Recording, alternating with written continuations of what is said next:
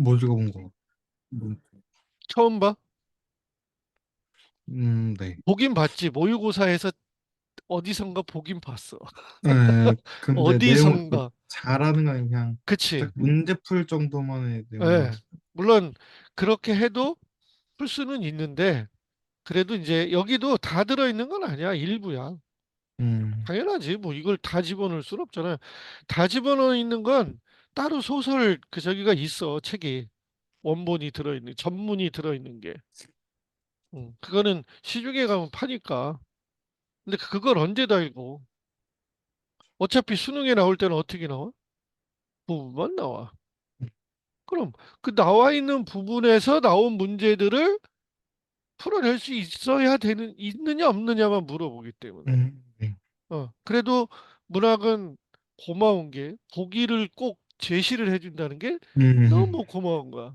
그게 문학의 감상법 중에 외적 관점과 내적 관점이 있는데 네. 보기는 외적 관점을 가지고 문제를 낸 거야. 음, 어. 나머지 세 문제는 내적 음, 관점이야.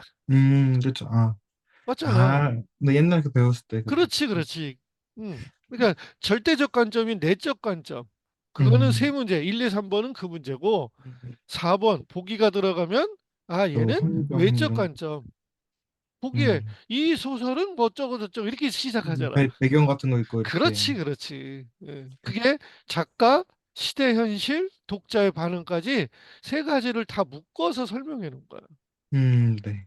그럼 결국 시험 문제에서 문학은 문학 감상 방법에 대한 문제를 분야별로 낸 거밖에 없어.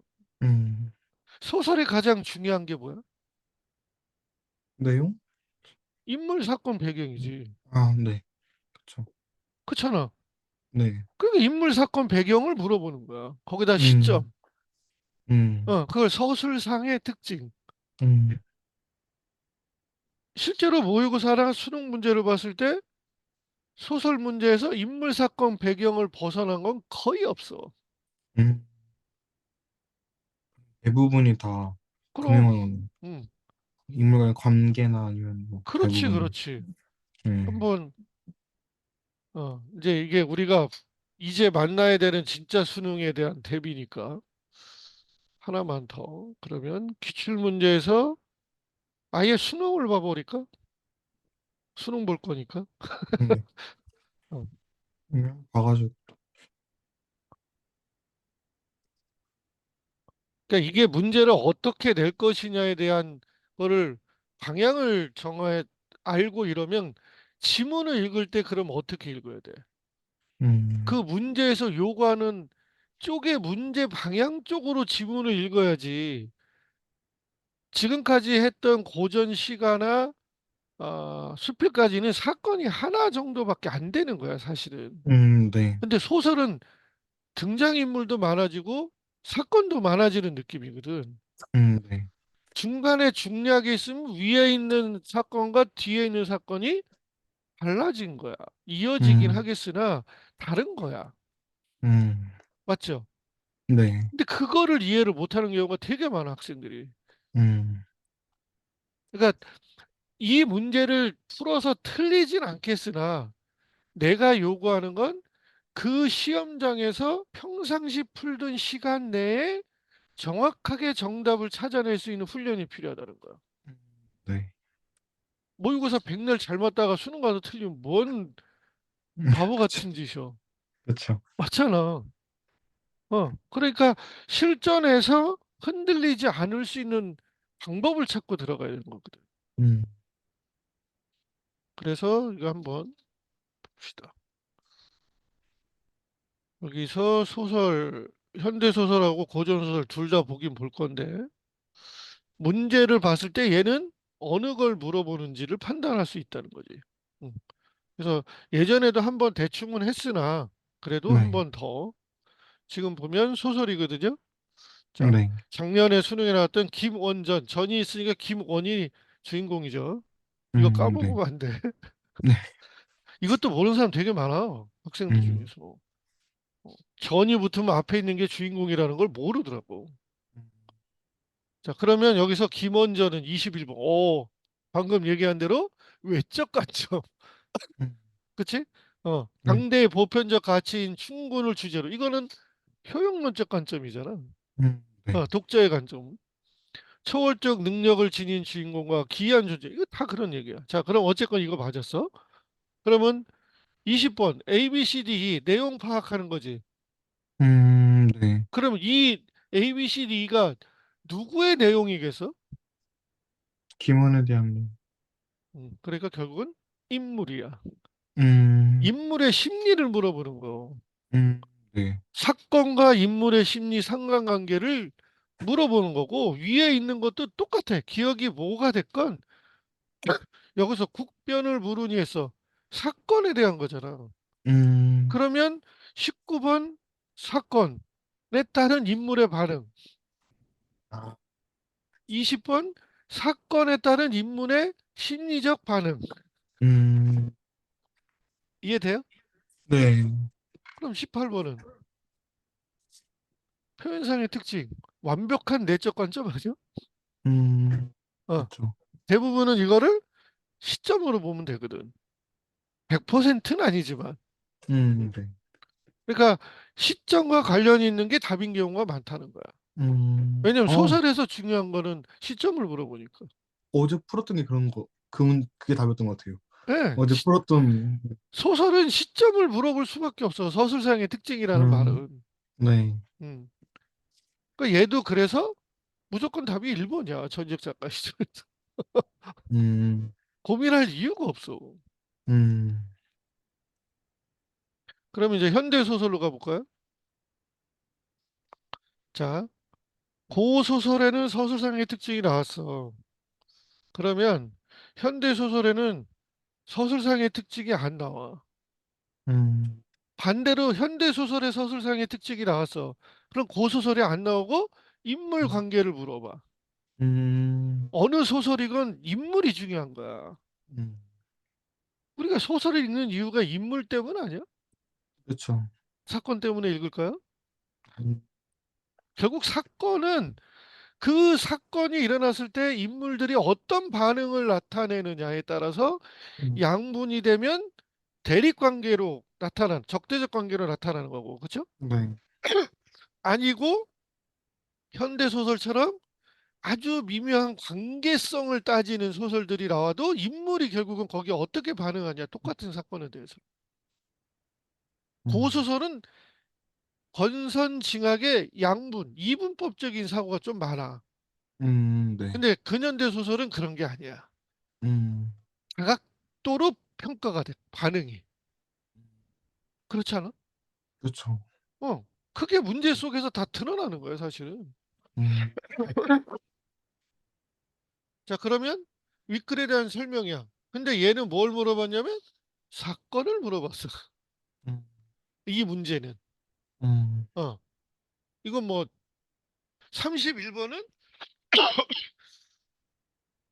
여러 가지를 복합적으로 물어본 거야, 얘도. 음, 그런데 얘를 고소설에는 부분의 서술상의 특징을 물어봤는데 얘는 한 단계 더 넘어가서 서술자의 자신의 시선이라는 말이 나오거든. 음, 얘를 뭐라고 부르는 거냐면 제한전제적 작가 시점이라고 부르는데 아, 네. 요거는 한 단계 진화된 문제야. 음, 이게 진짜 어려운 문제야, 사실은. 음, 이거는 대학 3학년 때 배우는 평론할 때 배우는 내용이거든. 음, 어, 그거를 조금 쉽게 해서 고3용으로 끌어내려서 문제를 받는 거야. 교수가 만든 게 딱 표가 나. 아, 그런데 여기에 나오는 29번을 먼저 보면 A에서 인물은 B에서 인물은 C에서 인물은 사건에 대한 인물의 반응. 그렇죠?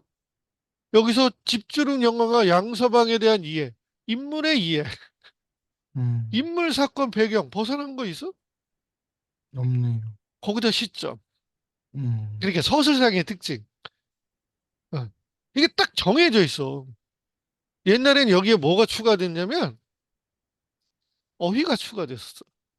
음, 그 상황을 나타내는 한자 성어, 속담. 아, 네. 옛날 기출문제 풀면 그런 거 나오거든. 근데 네. 이제 그런 거는 암기용이라고 빼버린 거야. 음, 그래도 한 번쯤은 생각해 보긴 해야 되지만 음, 암기용이라고 아예 빼버린 거야. 그리고 유형이 인물, 사건, 배경은 겹치다. 그 이외의 거는 고전 소설에 하나가 나오면 현대 소설에 하나가 빠지는 형태로 음, 나타나. 그래도 고소설이나 현대 소설이나 결국은 소설 구성 3요소인 인물, 사건, 배경. 근데 소설의 3요소가 주제, 문체, 구성이거든? 네. 그럼 주제는 포기해 있잖아. 음, 그렇지 않나? 어. 그렇죠. 요거 말고 재작년 걸 한번 볼까요? 아니면 가장 어려웠던 거로 가볼까? 2021이 가장 어려운 거 아니었었나? 그때 한창 불순이네요. 불순이라고. 불수능 그거 2021 거죠. 네. 이건가? 짠. 맞네. 얘도 보면 문학 자체를 놓고 봤을 땐 얘는 비문학이 어려웠던 거지 문학이 어렵진 않았어요.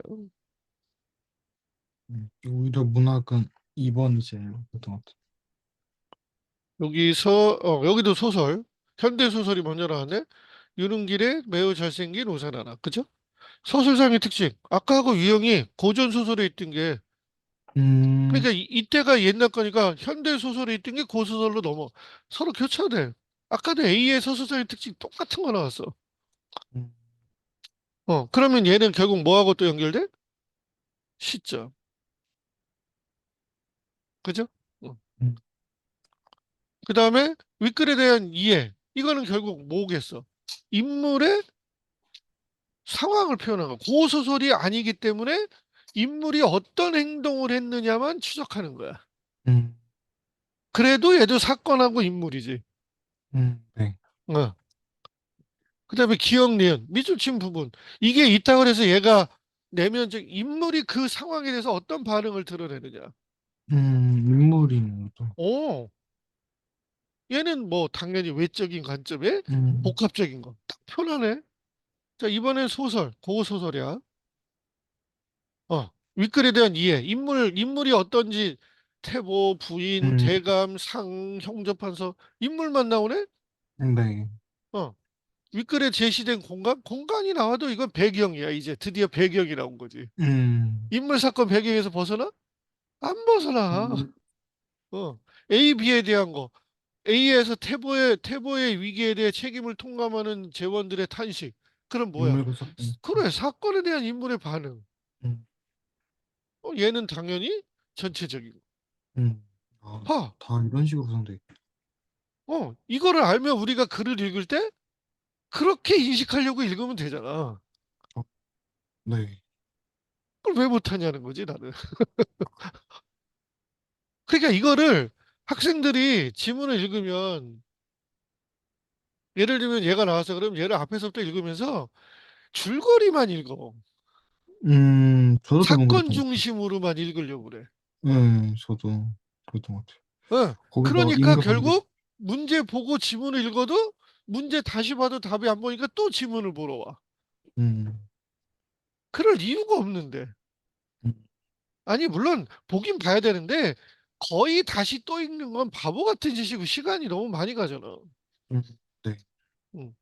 근데 처음부터 읽을 때 문제에서 인물들이 이런 인물들이야. 그러면 예를 들면 여기서 나 같으면 내가 뭐라고 얘기하냐면 한번 얘기했던 것 같은데 박태보 전향 그럼 박태보가 주인공이지. 그러면 네, 이게 수능 시험지면 왼쪽이나 오른쪽에 지금 공간들이 있는 거거든. 네, 종이가 크니까. 네, 그러면 지문을 앞에서부터 읽을 거니까 요 밑에다 이 빈칸에다가 여기다가 그냥 박태보 써놓는 거야 주인공. 그럼 얘가 중심 인물이야. 그럼 여기에 인물들이 또 나오겠지. 네. 그러면 어떤 인물은 얘하고 대립돼. 그러면 맞줄표를 쓰고 이해되면 음, 얘가 얘한테 어떤 관계인지 간단하게 메모할 수 있지 않을까? 그치? 저도 요즘 그거 하는 것 같아요. 그 어, 어떤 뭐 대립 관계나 아니면은 그 자녀 계승. 네, 관계. 네. 인물 간의 그래서 관계. 상황. 누구 부인이고 부인이고 아들이고 그렇지, 그렇지, 아들이고. 그렇지. 네. 그러면은 훨씬 더 내용 이해가 빨리 되면서 딱 읽고 나서 머리에 정리가 되더라고요. 그 맞아요. 예. 관계가 딱 정리되니까. 그러면 시간에서 안 밀린단 말이야. 음, 그래서 제가 항상 문학하는데 너무 오래 걸려가지고, 음, 남들보다 한 1.5배는 더 걸리는 것 같아서, 문학에서. 거의 30분 넘게 이게 썼어가지고, 음, 그걸 좀 줄이려고 이제 과외할 때 물어보니까, 음, 그걸 한번 해보라고 해서, 음, 그래서 이렇게 언뜻 듣기에는 참 그게 실천이 잘 안 되는데, 어느 한순간부터 그걸 딱 하니까 이제 잘 되더라고요. 그게 음. 내용 파악이. 맞아. 음, 근데 비문학도 그렇게 해야 돼요. 비문학도요. 할 수 있는 방법이 있어. 아, 비문학은, 네. 아니야, 할 수 있어. 아, 그거 맞아. 그것도 이제 가르쳐 줄 거야. 네. 그것까지 되면, 어, 나름 나도 그 창건이가 할 만한 거에서 나름 창건이가 풀만한 부분이 있기 때문에 자신감이 있으니까 우리 1% 가자고 하는 거지. 그냥 밑도 끝도 없이 1% 가자고 하겠어? 절대 그럴 일은 없겠죠. 그래도 나 30년 했는데, 어? 그거 모르겠어, 방법? 실천을 해주느냐, 안 해주느냐의 차이이긴 하지만, 창건이는 충분히 실천할 준비가 되어 있는 사람이거든. 예를 들면 여기서 기억, 니은, 디귿이면 본인 가서 기억에서 읽고 하나씩 하나씩 확인할 거거든? 네. 그럴 필요가 없어. 어, 문제를 읽을 때 이 밑에다 기억, 니은, 디귿 표를 그리고 이 밑에 기억 설명, 니은 설명, 디귿 설명 간단간단하게 쓰는 거예요. 그리고 나서 위에 거 보면 시간도 절약되고 문제도 안 틀려. 음, 여기다 몇 글자 쓰는 것만 할 줄 알면 돼. 이거 작년에 애들 많이 시켰거든, 내가? 4, 5등급 맞는 애가 한 문제 차이로 2등급 뜨더라. 대박 아니야? 되게 좋은 방법이네요. 응, 한 놈은 어, 1등급 받아서 도저히 갈 수 없는 중앙대를 갔어. 최저를 맞췄어, 국어 때문에.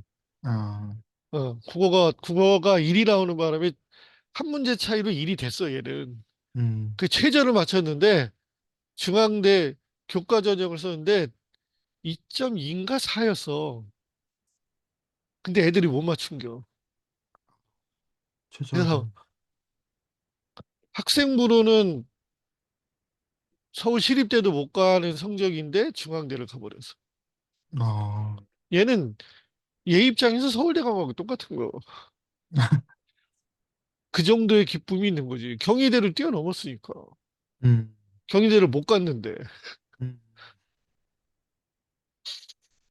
만세 부르고 난리 났어. 이것도 할 만한 거야, 이 방법. 이 방법을 가르쳐 줘, 나중에. 음, 근데 그냥 한 번 얘기하면 못 알아듣고 실제로 문제를 같이 조금 풀어봐야 돼. 음, 그래서 본인이 하다 보면 아, 이렇게 음, 어. 그러면은 이제 그때부터 그 방법을 꾸준히 연습하면 음, 수능장 가서 똑같이 쓰면 돼. 음, 그럼 하나 틀려. 아주 어려우면. 음, 어. 아주 어려우면.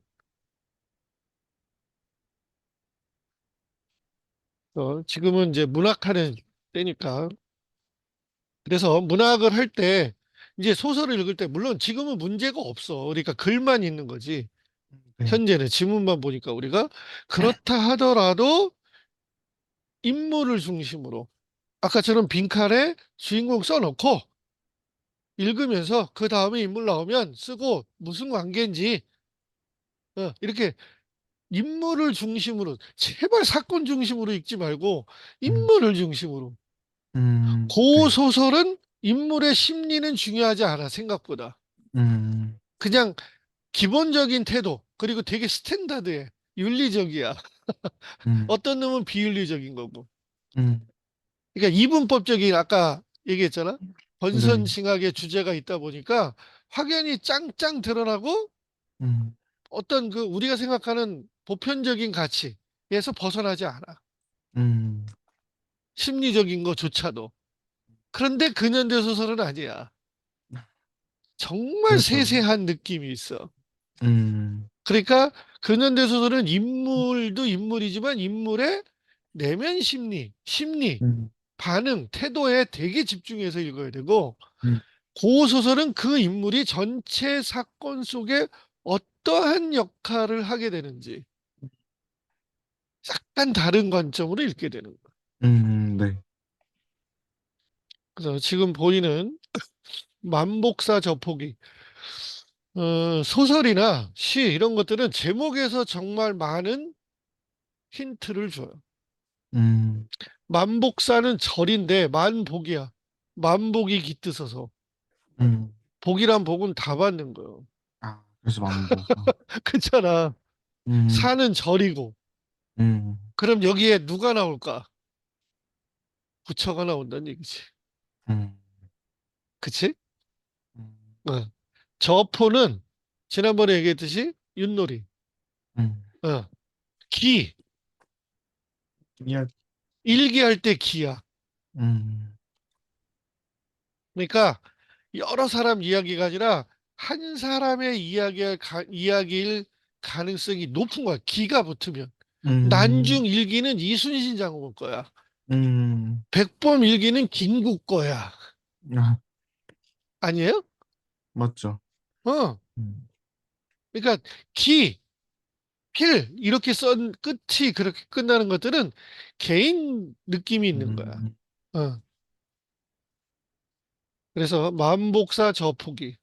이 작품은 금오 신화에 실린 5개 에피소드 중에 하나라는 뜻이야. 네. 불우한 서생, 양생이. 서생이니까 생은 생원의 의미이기 때문에 양생이 부처와의 저포 내기에서 이게 부처가 나왔는데 저포. 너 부처님하고 저포 놀이 할 수 있어? 윷놀이 해요? 말이 안 되죠. 그러니까 음, 이미 환타지야. 음, 어, 약간 비현실적이구나. 음, 어, 이겨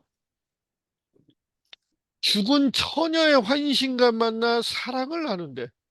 헐, 귀신과의 사랑이네. 음, 그러다가 이별하는 비현실적이고 전기적이다. 환타지적인 소설이다. 음, 자, 시작이 이렇게 된답니다. 양생은, 아까 주인공 양생이라 그랬지? 그러면 이제 만약에 이게 문제라면 빈칸에다가 어디든 그냥, 양생 써놓고 시작하는 거야. 음, 소매 속에 저포를 넣고 가서 불전에 던지면서 부처라는 뜻이야, 불전. 네, 음, 던지면서 말했다. 제가 오늘 부처님과 저포놀이 하려고 합니다. 금방지네, 그지? 음, 만약 제가 지면 법연을 베풀어 제사를 드리겠습니다. 당신을 위해서 죄를 지내겠다는 거지. 이게 뭐 네. 말이 돼, 솔직히. 만약 부처님께서 지시거든 아름다운 여인을 얻고 싶은 제 소원을 이루어 주시길 빌 뿐입니다. 근데 이미 여기서 얘가 이길 거라는 걸 알 수 있어. 음, 그렇지 않을까? 만약에 부처가 이겨버리면 그냥 얘기가 더 죽였구나. 이루어지질 않잖아. 음, 어. 축원을 마치고 나서 저포를 던지니 과연 양생이 이겼다. 너무 현대소설 같으면 이러이러해서 이겼다는데 그딴 거 없어. 그냥 이겼다. 끝. 음, 중간 생략. 우리 드라마 같은 거 보면 중간 확 생략해버리고 음, 영화나 이런 것도 그런 경우 있지. 자기가 이겼어.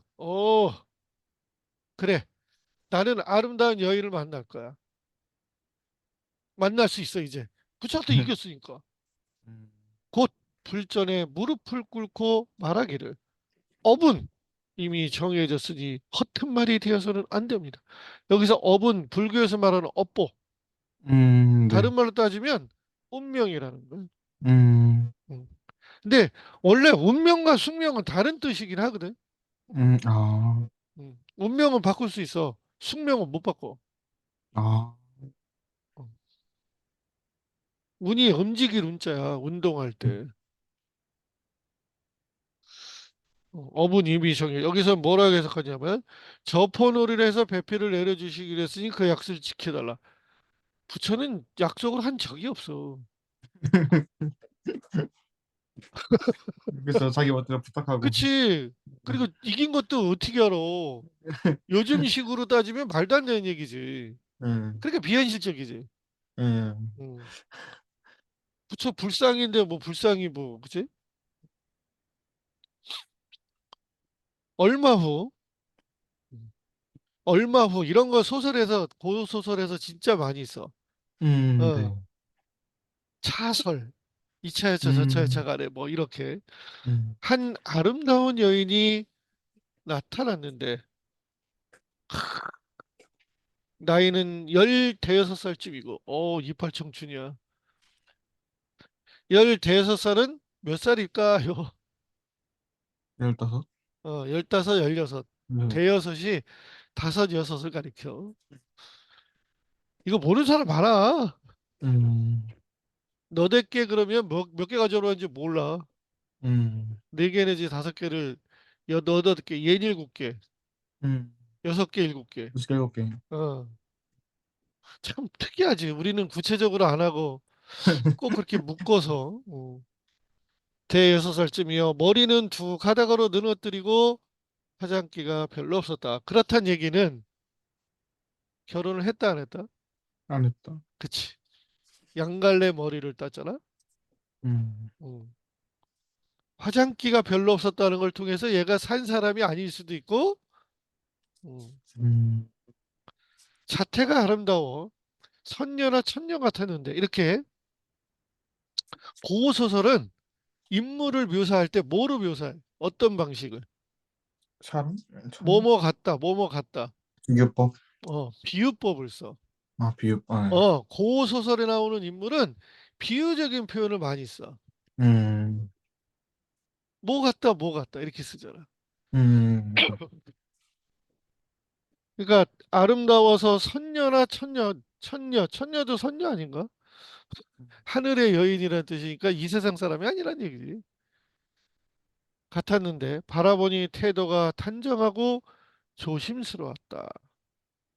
조심스러웠다를 우리는 다른 말로 삼가다라는 표현을 써. 음, 삼가 고인의 명복을 빕니다 할 때 삼가다도 조심스럽다는 의미가 있어요. 음, 이거 지금 이 소설은 한문으로 쓰여 있어요. 아, 이거 번역한 거예요. 음, 그래서 출판사마다 이런 표현들이 조금씩 달라요. 음, 똑같지 않습니다. 아, 그래서 네. 얜 수능에는 안 나올 수 있어. 사실은. 아, 한문 소설이. 그렇지. 그래도 고소설이고 한타지 소설이라서 그냥 교재에 있는 대로 읽고 이해를 하려고 음, 애를 쓰는 거야. 예, 수능에는 안 나오겠으나 그래도 읽으면서 천천히 생각해보는 재미도 있으니까. 손으로 기름병을 이끌어 등불을 켜두고 그럼 여기서 향을 꽂은 다음 세 번 절하고 무릎을 꿇고는 한숨 지으며 탄식했다. 세 번 절하는 건 두 번 절하면 조상에게 하는 절이고 세 번은 부처에게 하는 거야. 음, 절은 3 단위로 절을 하게 돼 있어요. 음. 3의 배수예요. 아, 108배도 그렇고, 아, 음, 신기하죠? 네.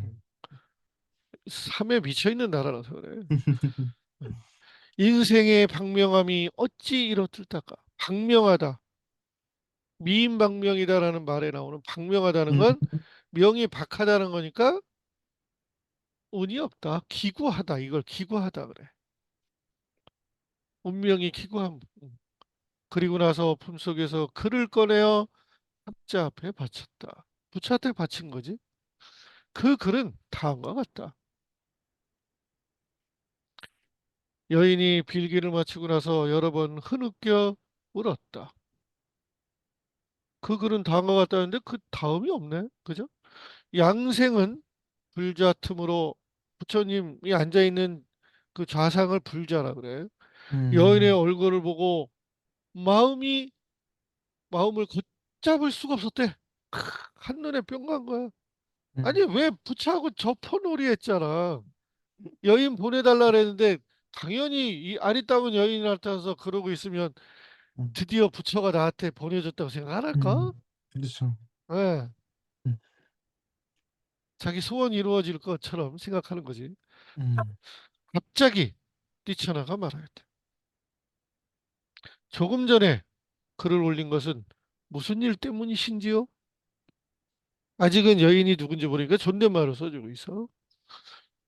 그는 여인이 부처님께 올린 글을 보고 얼굴에 기쁨이 흘러넘치며 말하였다. 왜일까?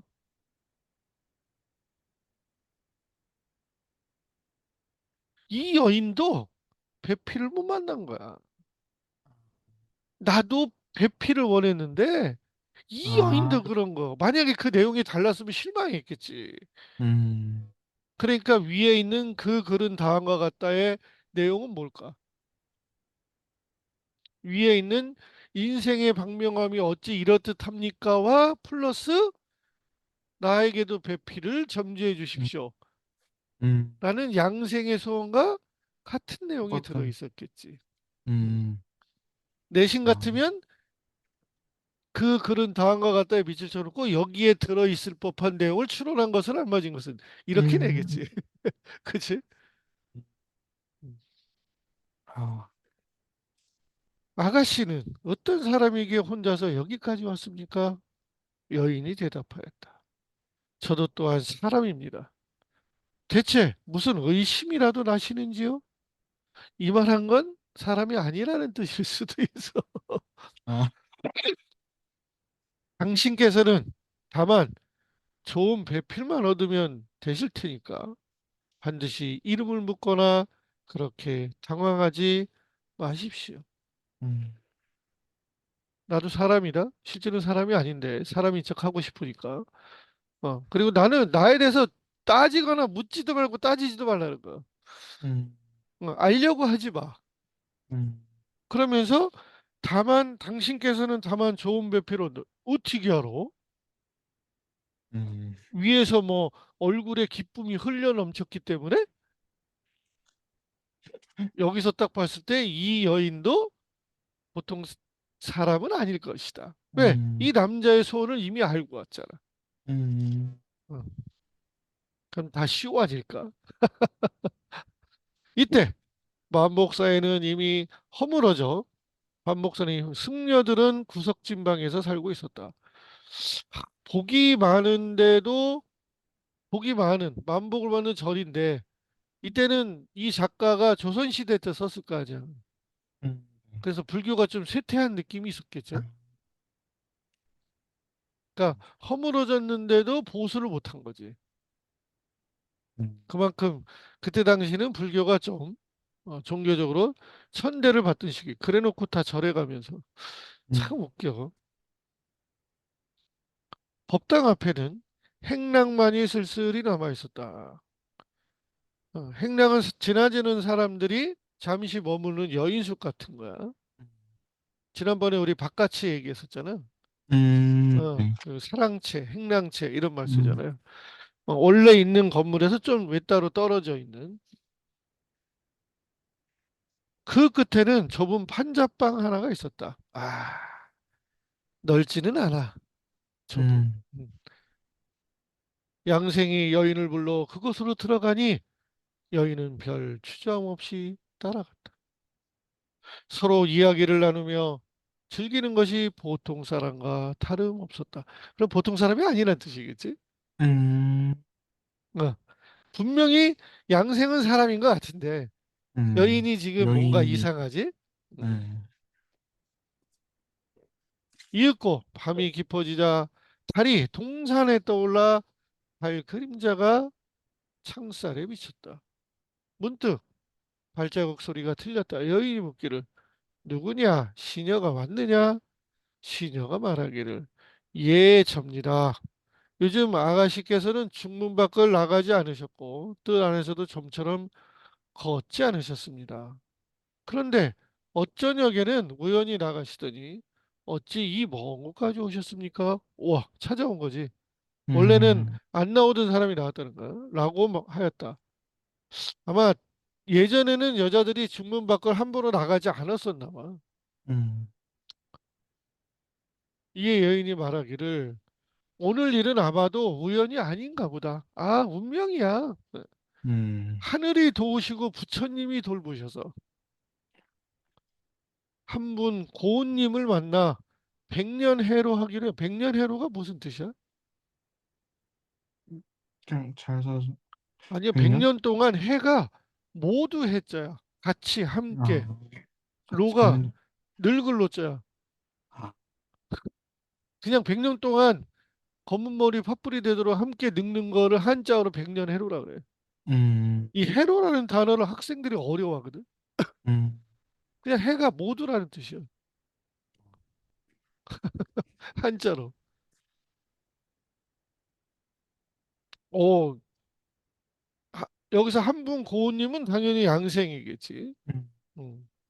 부모님께 알리지 않은 것은 비록 명교의 법전에는 어긋나지만 여기서 명교라는 말이 쓰였는데 이건 유학을 얘기하는 거예요. 유학. 부모에게 효를 다할 때 움직일 때마다 부모님한테 고해야 되거든. 자기의 신상에 일이 생기면 음, 부모님께 아뢰는 게 그때는 도리였기 때문에 서로 즐거이 맞이하게 되니 음, 이 또한 평생의 기이한 인연일 것이다. 아, 서로 즐거이 맞이했다는 건 뭐 부부간에 어, 너는 집에 가서 앉을 자리와 술, 과일을 가져오너라. 역시 남녀가 만난 데 술이 있어. 그지? 시녀는 그 분부에 따라 돌아갔다. 이윽고 뜰에는 술자리가 베풀어졌는데 밤은 이미 사경에 가까웠다. 사경이면 축시예요.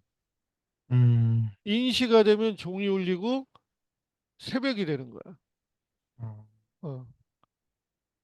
시녀는 앉을 자리와 술상을 품위 있게 펼쳐놓았는데 기구들이 모두 말쑥하며 문이라고는 찾아볼 수 없었다. 이게 무슨 뜻인지 알아요? 제기라서. 제사 지내는 그릇은 무늬가 없어. 아, 그쵸. 문이 없죠. 하얗게만 돼 있어. 음, 여기서 이게 보통 여인이 아니구나. 즉 여기서 그럼 술상이나 이런 거는 다 제사상에 올라오는 거야. 아, 어. 술에서는 진한 향기가 풍겨나와서 왜 우리 약주, 청주, 냄새는, 경주, 법주 냄새 강하게 나죠? 네, 정녕 인간의 것은 아니었다.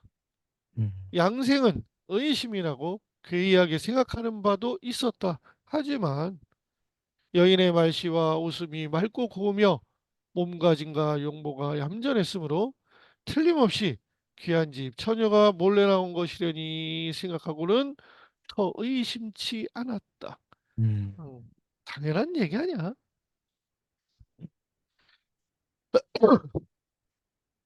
재밌다, 그지? 소설은 재밌어요.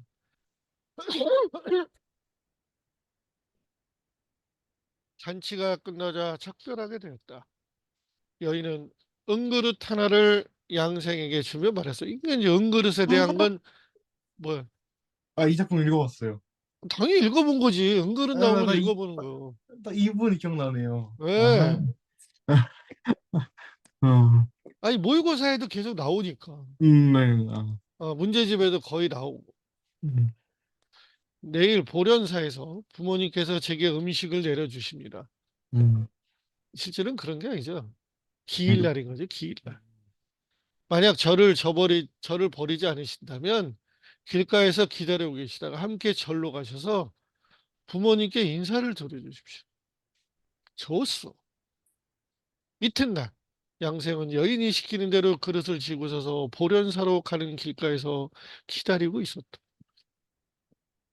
과연 어떤 귀족 집안에서 딸의 대상을 치르기 위해 대상이라는 게 이게 나올 거 안 나오네. 죽은 지 두 돌 만에 지내는 제사. 음, 2년째.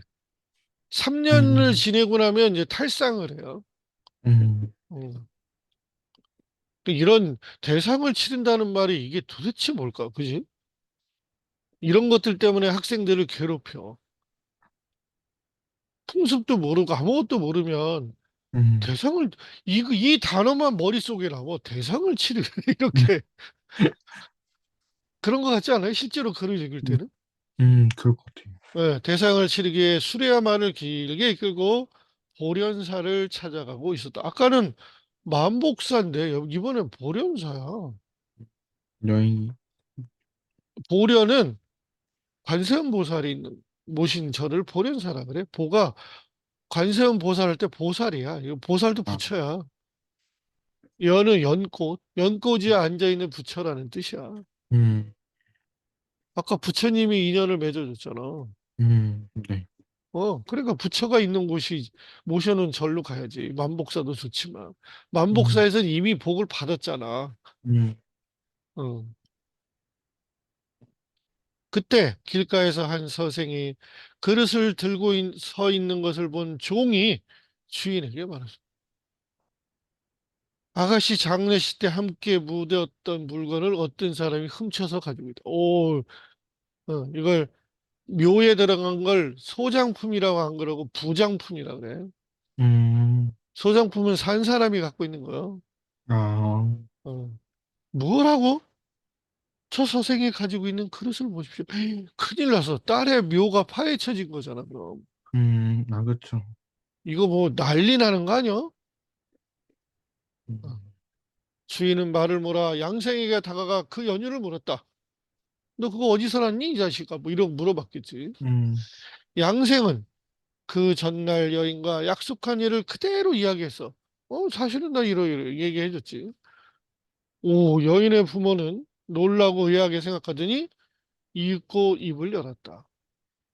내겐 딸만 하나 있었네. 그런데 그 아이는 왜구들의 난리 때 싸움의 와중에 죽고 말았지. 그러니까 이때에도 왜구들이 많이 쳐들어왔었나 봐. 음, 약탈하러 온 거지. 그럼 음, 얘는 지역적으로 경기도에 가까울까, 전라도에 가까울까? 전라도 밑에 쪽.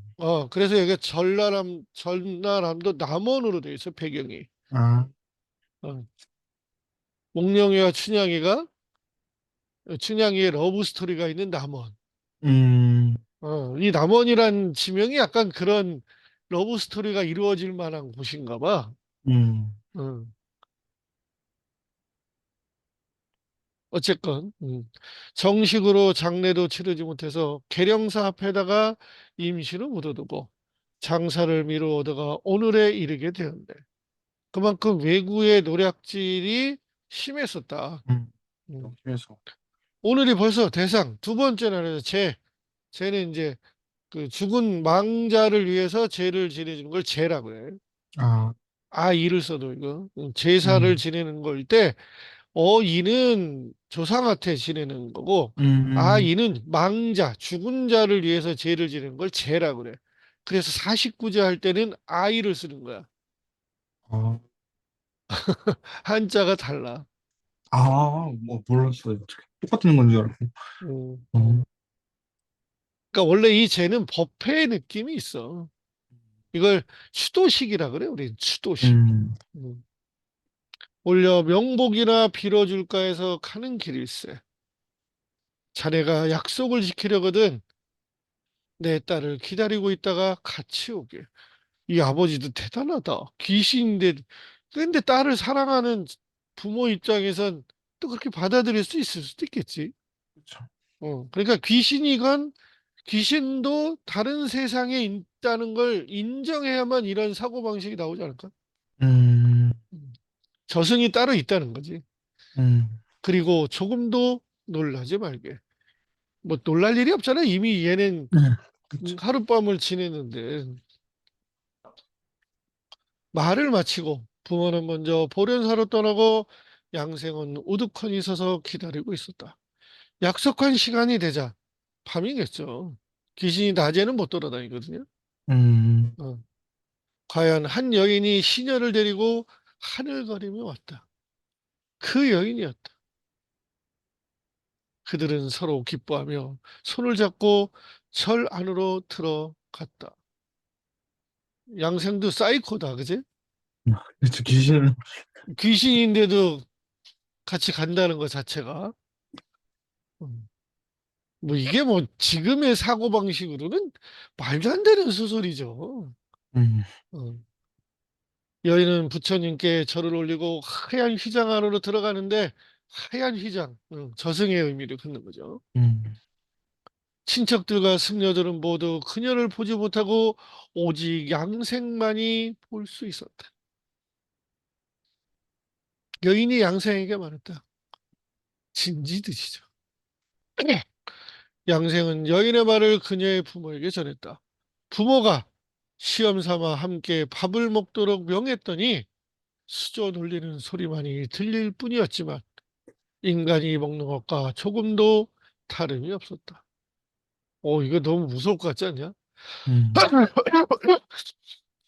사람이 없는데 숟가락이 막 움직이는, 젓가락이 움직여서 음식을 먹는 게 어우, 보인다고 생각해봐. 여인의 부모는 이에 경탄에 맞지 않더니 양생에게 그곳에서 여인과 함께 머물도록 권했다. 밤중에 그들의 이야기 소리가 낭낭히 들렸지만 사람들이 가만히 엿들으려면 갑자기 중지되곤 했다. 여인이 양생에게 말했다. 제가 법도 저승 사람은 이승 사람을 만나면 안 돼요, 원래는. 음, 를 어겼습니다.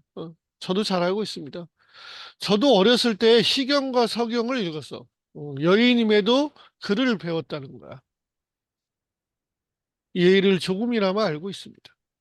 조선시대 때는 여인들이 글을 많이 배우지는 않았어요. 음, 근데 그 귀족이나 양반집은 여인들도 기본적인 건 배울 수 있었거든요. 대표적인 여인이 신사임당 아니겠어? 음, 음. 시경에서 말한 건상이 얼마나 부끄럽고 상서가 얼마나 얼굴 붉힐 만한 시인지 모르는 것도 아닙니다. 그 건상은 치마를 걷어 올린데 지금 음탕하다는 얘기지. 음, 음. 그러니까 야하다는 얘기겠지. 남녀간의 사랑인데 뭐 야할 수밖에 없잖아. 그렇지만 하도 오래 다북수 우거진 속에 묻혀서 들판에 버림받았다가 자기 외구의 칼에 죽었으니까 시신도 제도 사랑하는 마음이 한번 일어나고 보니 끝내 걷잡을 수가 없게 되었던 것입니다. 지난번 절에 가서 복을 비고 부처님 앞에서 향불을 사르며 방명했던 한평생을 혼자서 탄식하다가 뜻밖에도 3세의 인연, 3세는 과거, 현재, 미래야. 음, 이놈은 3에 미쳐버린 나라라니까. 인연을 만나게 되었으므로 우리는 천생연분이다. 소박한 아내가 되어 100년의 높은 절개를 바치려고 하였습니다. 술을 빚고 옷을 기워 평생 지엄이의 길을 닦으려 했었습니다만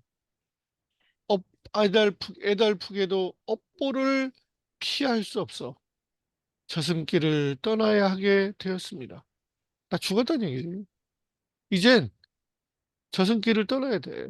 아직 저승에 가지 못하고 이승에 떠도는 원혼이 돼 있다가 이제 떠나간다는 거야. 음,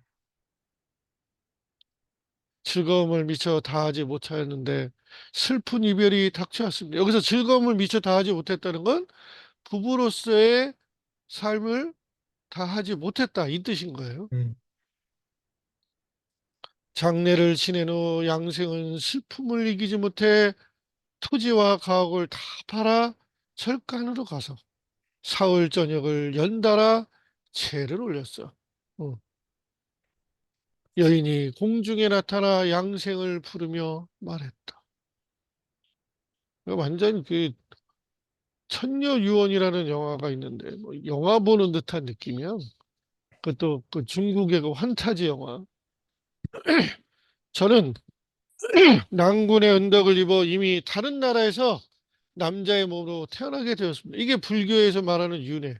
예, 어. 음, 비록 저승과 이승은 막혀 있지만 낭군의 은덕에 깊이 감사의 뜻을 올립니다. 뭐야, 다른 나라의 남자 몸으로 태어나면 얜 양생은 닥쳤던 게 뭐야? 음, 어? 낭군께서도 이제 착한 업을 닦으시오. 저와 함께 속세의 누를 벗어나게 하십시오. 업보를 벗어나서. 이 얘기는 무슨 얘기야? 착한 업을, 이걸 어, 적선이라 그래, 적선. 네. 적선하고 죽으란 얘기지. 음, 죽어서 귀신이 돼서, 어, 그, 다시 만나자, 막 이런 의미도 있는 거야. 양생은 그, 다시는 장가 가지 않고, 언제 갔어? 그러니까 이 여인하고 간 것도 장가를 간 거로 친 거네. 음, 어. 지리산에 들어가 약초를 캐면서 살았다고 하는데, 그가 어디서 세상을 마쳤는지는 아는 이가 없다. 아, 맨 마지막에 이렇게 일부러, 그랬었다. 완전히 전설의 고향 느낌 아닙니까? 전설의 고향. 음. 아, 재밌죠, 그래도. 네. 이렇게, 이런 그, 귀신. 이렇게 귀신을 하고 얘기하는 소설이 왼쪽에 있는 운영전도 귀신, 꿈속이야, 그거는. 음, 꿈속에서 만나. 운영전이, 꿈속에서. 아, 여기서는 그냥 남녀의 사랑 이야기를 볼 수 있으나, 이 금오신화는 다른 관점으로도 봐요. 시대적 관점으로도 볼 수 있고. 이 작가가 김시습인데, 4살 때 세종대왕 앞에 가서, 4살 때 한시를 지었다는 일화가 있는 사람이에요. 어, 그래서 천재, 천재. 아, 근데 아, 천재는 세상하고 어울리지 못해요. 아, 맞잖아요. 생각 자체가 다르기 때문에 못 버티는 거예요. 그래서 나중에 금오산에 들어가서 은거, 스님처럼 거기 절에 들어가서 살면서 이 소설은 중국에 있는 전등신화라는 소설이 있어요. 네. 그거를 좀 본따서 거의 필사본에 가깝긴 해요. 음, 근데 여기에는 지금 빠져 있지만 중간중간에 한시가 꽤 들어 있어요. 음, 음, 그 한시 속에 또 내용들이 상당히 많이 어, 음, 드러나 있고 보여주는 부분이 있어서 음, 김시습은 시대를 잘못 태어나거나 한 천재였어요. 음, 근데 요즘 태어나도 인정받았을까? 그것도 시대를 잘못 태어나. 그러니까 천재는 영원히 시대를 잘못하고 태어나. 음, 그럴 수밖에 없어요. 그래서 어쨌건 그런 자신의 처지와 또 자신이 이루고자 했던 꿈들, 이런 것들을 이런 소설을 통해서 구현했다. 음, 어. 그리고 분명히 조선시대임에도 불구하고 불교 사상이 끝까지 남아 있었고, 음, 이 김시습이 거처하던 곳이 또 절이었기 때문에 아마도 불교라는 게 정치적으로는 밀려났으나 음, 종교적으로는 끝까지 살아남은 거죠. 그러니까 신라 1000년, 고려 500년. 그래서 우리는 불교가 1500년만 존재했던 거라고 생각을 하지만 아니에요. 종교적으로는 사실 조선왕조 600년 가까이도 간 거죠. 음, 지금도 가고요. 그렇죠. 예. 근데 우리가 믿는 불교는 좀 달라요. 음, 다른 나라하고 많이 달라요. 우리는 화엄경이나 이렇게 자체적으로 불경을 바꾼 사람도 있고요. 음, 음. 그래서 우리 불교는 그냥 인도에서 넘어온 그 인도라고 되어 있지만 사실은 인도가 아니지만 인도에서 넘어왔다고 우리가 알고 있으니까 인도에서 넘어온 그 불교의 그 흐름하고는 좀 달라요. 음, 사실은 인도 불교가 중국으로 넘어간 게 소림사입니다. 아, 소림사를 창건하신 분은 달마대사예요. 음, 그 달마대사 그림 본 적 있어요? 뭔지 알 것 같아. 어. 악기를 쫓아낸다 그래서 집집마다 걸려 있는 집 많은데 그 인도 사람이거든요. 음, 근데 불교는 인도에서 발상한 게 아니야. 음, 발원한 게. 부처가 살던 나라 이름이 천축국이에요.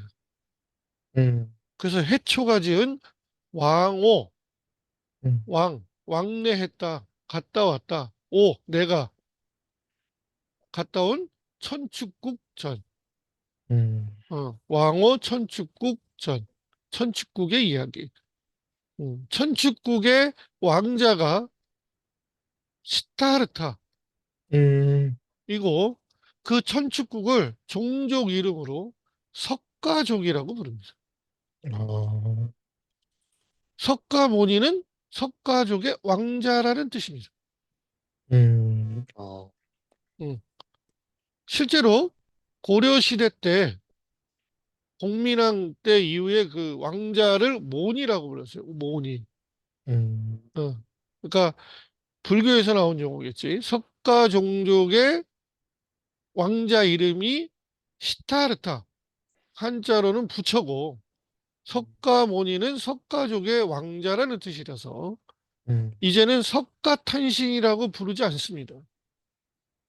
부처님 오신 날이라고 합니다. 음, 부처가 시타르타의 한자어 표기라서 그게 더 맞는 표현입니다. 음, 시타르타는 사람이고요. 신이 된 게 아니에요. 음, 사람은 사람인데 깨달음을 얻은 거죠. 음, 깨달음을 얻는다는 거가 열반이라는 용어를 쓰는데 열반이 됐다는 것은 삶과 죽음을 초월한 상태를 의미한다 그래요. 또는 뭐 그냥 열반에 들었다 하면 죽었다는 의미도 돼요. 음, 스님들이 열반에 들었다 그러면 스님의 죽음을 열반에 들었다라는 표현으로 쓰거든요. 우리는 음, 돌아가셨다라고 써요. 음, 그럼 열반이 뭐냐? 천당 아닐까요? 음, 그걸 다른 말로 한자로 뭐라 그래요? 극락세계. 음, 극락을 우리말로 풀면 즐거우면 끝이 없다. TVN입니다. 즐거우면 끝이 없다. 그게 극락이야. 음, 어. 기독교에서는 천국, 천당이라는 말을 쓰겠죠. 그런 차이점이 있습니다. 그래서 어, 만복사 저프기도 재미있는 소설 중에 하나입니다. 이생규장전도 같은 소설이에요. 같은 음, 작품. 이 금오신화에 들어있는 5편 중에 하나라고 돼 있고 이생규장전은 만복사 저프기보다 더 많이 들어와 있어요. 더 많이 들어봤을 거예요. 그래도 다음 시간에는 지금보다 좀 빨리 읽을 겁니다. 네, 그다음에 임제 화사는 꽃, 식물, 어, 화사. 얘도 한문 소설이야. 음, 주홍설, 뭐 이게 여기 나와? 주홍설이? 뭐 순서대로 가니까 도자설 쭉쭉 나가 있는. 난중일기는 안 해도 되겠죠? 설마 난중일기가 수능에 나올까? 안 나도, 그냥 이건 개인의 일기고 물론 음, 역사적으로 중요하죠. 그때 무엇을 했나. 근데 문학적 가치가 있을까? 음, 흐리되 비는 오지 않았다. 옛날이나 지금이나 일기 쓸 때는 날씨부터 써. 그러고 보면 현재 우리가 살면서 영원히 벗어나지 못하는 것도 날씨, 기후죠. 음. 용궁 부연록도 역시 금오신화에 들어있는 거. 그래서 이런 것들도 또 한번 계속 쭉쭉쭉쭉 한번 나가볼 생각입니다. 음. 네. 일단은 오늘은 여기까지 하겠습니다. 아, 쌤 혹시 그리고